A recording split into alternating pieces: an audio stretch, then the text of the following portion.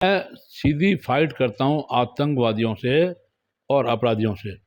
अभी रामगढ़ में पता नहीं 30 या 35 40 कितने उम्मीदवार आ गए हैं और उन उम्मीदवारों से अगर आप पूछेंगे 5 वर्ष सेवा करने के लिए कोई भी तैयार नहीं था, ना किसी ने सेवा की।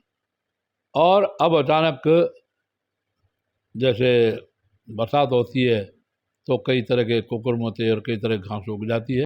जोश दिलाने के लिए कहा कि देखिए शर्म की बात है कि एक हमारे एक हिंदू की हत्या हुई है। कहा आपने एक आंकड़े दिए थे, 3,000 बियर की बोतल, 2,000 शराब की बोतलें, 10,000 सिगरेट के ढूंढ, 4,000 बीड़ी के ढूंढ, 3,000 कंडोम और 500 अबॉर्शन करने वाले जो इंजेक्शन है वो। वन वाला सिंगल लड़े या वन वाला डबल लड़े, इस बार हमारी बहन शकुंतला जी वो भी नहीं जीत पाएंगी। राजस्थान में 2023 विधानसभा चुनाव का बिगुल बज चुका है। सारी ही पार्टियां और सारे जितने भी दावेदार हैं दोनों ही पार्टियों से लगातार अपने फील्ड में जाकर मेहनत कर रहे हैं। आज हम बातचीत करने के लिए रामगढ़ विधानसभा से 3 बार विधायक रहे ज्ञानदेव आहूजा जी के पास में हैं, उनसे बातचीत करते हैं। वर्तमान में पूरी तैयारी श्री रामगढ़ से है। रामगढ़ या श्री रामगढ़ अलवर ज़िले में देश भर में इस बात के लिए प्रसिद्ध है कि मैं सीधी फाइट करता हूँ आतंकवादियों से और अपराधियों से, और उसमें हिंदुत्व की बिल्कुल हार्ड लाइन, हार्ड लैंग्वेज में बोलता हूँ। नेता होते हैं वो घुमा फिरा के बोलते हैं, मैं घुमा फिरा के नहीं बोलता। रामगढ़ से हमारी तैयारी पूरी है।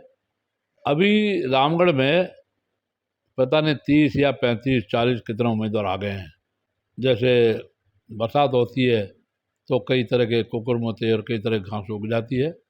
2018 में जब आपको विधानसभा टिकट नहीं मिला तो उसके पीछे क्या कारण रहे, आपको टिकट नहीं मिलने के पीछे? और उसके पीछे का कारण तो क्या बताएं, पर माननीय वसुंधरा जी का कुदृष्टि रही, उनकी कृपा दृष्टि नहीं रही, इसलिए टिकट नहीं मिला। बस एक ही लाइन में मैंने बोला। आप लगातार बेबाक आवाज़ के लिए जाने जाते हैं। अभी आपने थोड़े दिन पहले वसुंधरा राजे का जब उनके समर्थक मांग कर रहे थे कि उनके चेहरे पे चुनाव लड़ा जाए राजस्थान में, और आपने इसका विरोध किया। मैंने विरोध नहीं किया मैंने उनको 2020 में उनके जन्मदिन पर 8 मार्च को, और 8 मार्च उनका जन्मदिन है, मैंने शुभकामना दी, मंगल कामना दी, और मैंने उनको ये कहा कि मैडम आप 2 बार मुख्यमंत्री रह लिए, अब आपको चले जाना चाहिए दिल्ली, यहाँ किसी नए को मुख्यमंत्री बनने दें। आपने मिलकर ये कहा वसुंधरा जी से? नहीं, मोबाइल पर ही मिलता तो मैं आजकल उनसे हो नहीं। ज्ञानदेव जी, आपके कई भाषण और कई चीज़ें आपकी विवादों में रही हैं। अभी कुछ दिन पहले एक बयान आया था आपका कि हमने आपके 5 को मार दिया, वो तो हमारे 1 को ही मारे हैं। देखिए वो व्यक्तिगत बातचीत थी, कोई मेरी स्पीच नहीं था, मेरा भाषण नहीं था। जो मेरे से बातचीत कर रहे थे वो हिंदू जागरण मंच के प्रदेश के संगठन महामंत्री हैं, और वो लगातार कह रहे थे कि आंदोलन करना चाहिए, आंदोलन करना चाहिए। मैंने कहा आंदोलन की सूरत तब बनती है, आंदोलन की हालत तब होती है जब डेड बॉडी सामने पड़ी हो। अब डेड बॉडी है नहीं, उसका संस्कार हो गया, माँ बाप ने 5 लाख रुपए लेना स्वीकार कर लिया और एक बच्चे की नौकरी छोटे भाई की, तो अब आंदोलन हो सकता। तो उन्होंने मुझे जोश दिलाने के लिए कहा कि देखिए शर्म की बात है कि एक हमारे एक हिंदू की हत्या हुई है। तो हमने कहा उन्होंने 1 मारा, हमने 5 मारे। मैं गोरक्षा के नाम पर मारपीट होती है और 1-2 बार कुछ लोग मारे भी गए, तो इस पे क्या कहेंगे आप? क्या ये उचित है प्रजातंत्र में कि इस तरह से गोरक्षा के नाम पर किसी की हत्या कर देना, जबकि पुलिस है, कानून है, सरकारें हैं इन सब को रोकने के लिए? पुलिस और कानून को पहले सूचना देते हैं, अब गोरक्षक पहले सूचना देते हैं।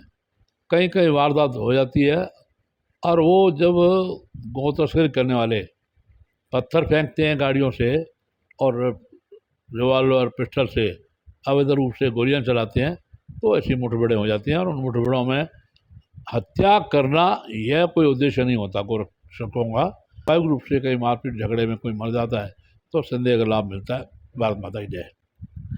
लेकिन आपको नहीं लगता कि इस तरह से जब मासूम जो बच्चे हैं आपके विधानसभा क्षेत्र के हों या कहीं के भी हों, कोई भी मासूम जब इस तरीके की एक्टिविटी करता है और उनसे कोई ऐसी घटनाएं हो जाती है, प्रिय घटनाएं, तो आप जनप्रतिनिधि रहे हैं, 3 बार विधायक रहे हैं, क्या ये जायज़ है क्या इस तरीके से करना, या फिर आपका फ़र्ज़ नहीं बनता कि ऐसी हरकतों को रोका जाए, पुलिस प्रशासन पे शिकंजा कस के जो कानूनी रूप से जो कार्रवाई होती है वो करवाई जाए?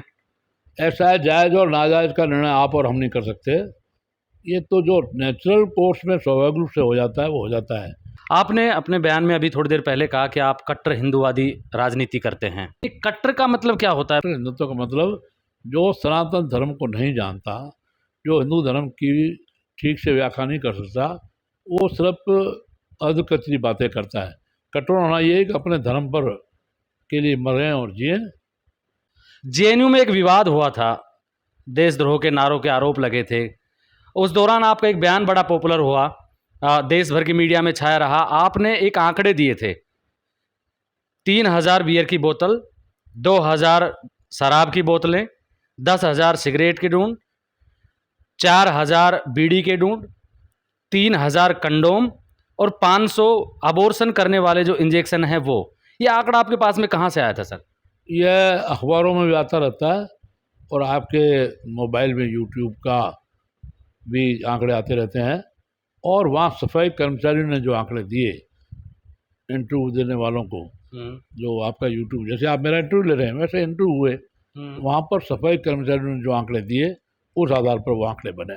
बार जिस जनता ने उनको विधायक बनाया, कभी उन्होंने ये आंकड़े नहीं बताए कि मैंने इतने बच्चों का सरकारी स्कूल में एडमिशन करवाया, सरकार से मिलने वाली योजनाओं का मैंने इतने लोगों को फ़ायदा दिलवाया, जो बाल मजदूरी बच्चे करते हैं उनकी मैंने इतने बच्चों की बाल मजदूरी छुड़वाई, इतने किसानों का जो कर्जा माफ़ी था वो मैंने सरकार की तरफ से करवाया, और सरकारी स्कूलों में मैंने ये इंफ्रास्ट्रक्चर डेवलप किए, और जितने भी जो सामाजिक सरोकार के काम है एक जनप्रतिनिधि के लिए, वो कितने किया आपने सर? उनका भी तो कोई आंकड़ा होगा, क्योंकि ये तो आपके हाथ से हुए हैं। ऐसा है, वो आंकड़ा इतना बड़ा है कि आप दिन भर भी इंटरव्यू लेना वो कम पड़ेंगे, और आंकड़े दे करके अनावश्यक रूप से आप सबको मैं परेशान नहीं करना चाहता। सारी जनता जानती है कितने गरीब कन्याओं का मैंने विवाह करवाया है, जनता ये जानती है कितने बच्चों को एडमिशन में मैंने मदद की है।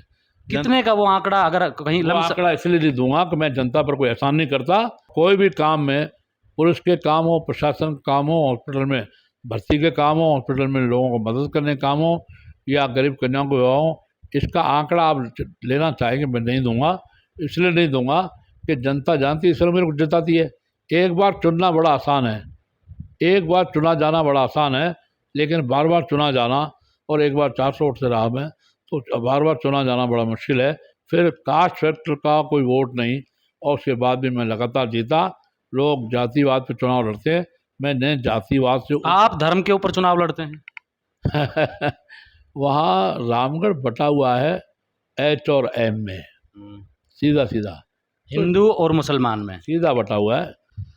अब लोग ये भी जानना चाहते हैं कि जब आप जनप्रतिनिधि रहे हैं वहाँ से, और 3 बार रहे हैं, एक बार के बजाय, मैं इस बात को कई बार कह चुका हूँ कि 3 बार जनप्रतिनिधि रहे हैं। बार भी रहता, अगर 18 को 2018 में टिकट मिलता तो अब भी मैं चुनाव जीत करके आता। जनता की चाहना अब भी मेरे लिए है। अब पार्टी ने कोई सर्वे करवाया, बताया, ऐसा मेरे को जानकारी मिली, 100% लोगों ने एक ही बात की कि ज्ञान दिया हो जाए जीत सकता है। अब सुबह आप आते तो यहाँ 8 लोग हिंदू बैठे थे, तो 13 लोग मुसलमान बैठे थे, तो अब कोई इसमें मैं भेदभाव नहीं करता। कुल मिला के बात यह है कि वोट के लिए आपको हिंदू चाहिए, काम के लिए आप दोनों के साथ में रहेंगे। नहीं, वोट के लिए सिर्फ हिंदू नहीं चाहिए। वो वोट क्यों नहीं देते मैं समझ नहीं पाया आज तक। काम मैं उनके भी करता हूँ, हिंदुओं का भी करता हूँ, उनके भी करता हूँ, किसी तरह का काम उनका करता हूँ। वो कशी गोतसरी को छोड़ के पॉलिटिकल मोटिव नहीं होते, उनके मुल्ला, मौलवी, मौलाना और इमाम से इफेक्टेड होते हैं, पॉलिटिकली नहीं होते। पॉलिटिकली जुबेर खान को मैं कहूँगा तो वो आदमी ठीक है, अच्छा आदमी है, बढ़िया है, लेकिन आखिर में जो इनका वोट है वो वहाँ तकरीर जो होती है, तकरीर मतलब उनका भाषण आखिरी जुम्मे पर, जुम्मे की कत्ल गिरात कहते हैं, वो आखिरी जो जुम्मा आता है चुनाव में, उस समय तकरीर मौलवियों की होती है, मौलानाओं की होती है, मुल्ला की होती है या इमामों की होती है, उसके आधार पर वोट डालते हैं। वो आंखें बंद कर लेते हैं कि गांधी आहूजा ने हमारा कितना काम किया, गांधी आहूजा हमारे कितने काम आए, वो सब उनकी आंखें बंद हो जाती हैं। राजनीतिक हलकारों में ये भी चर्चा है कि बनवारी लाल सिंघल भी रामगढ़ से चुनाव लड़ सकते हैं। लोकतंत्र है, लोकतंत्र है, कोई भी चुनाव लड़ सकता है। मैं किसी का रास्ता कैसे रोक सकता हूँ? बनवाला सिंगल लड़े या बनवाला डबल लड़े, कोई भी चुनाव लड़ सकता है। उसमें कहीं उनका किसी का रास्ता मैं रोक नहीं सकता। अलवर जिले की बात कर लेते हैं। 11 सीटों में से भारतीय जनता पार्टी 2023 में कितनी सीटों पर जीतेगी? भविष्यवाणी सुन लीजिए, और मैं लिख करके दे आया हूँ, कहीं कहीं लिख करके दे आया हूँ। कांग्रेस की सीटें आएगी 17 सीटों से लेकर 22 तक, और बीजेपी आएगी 150 से 170 तक। बाकी और छोटी मोटी पार्टियां हैं, बहुत सारी पार्टियां हैं। इस बार हमारी बहन शकुंतला जी, वो संभ्रांत महिला हैं, वो अच्छी महिला हैं, अच्छे विधायक कार्य करती हैं, लेकिन इस बार वो भी नहीं जीत पाएंगी। अभी कांग्रेस की सीटें हैं 9 और हमारे यहाँ 2। नेक्स्ट 2023 में 11 की 11 सीट भारतीय जनता पार्टी की होंगी, ये मेरा दावा है।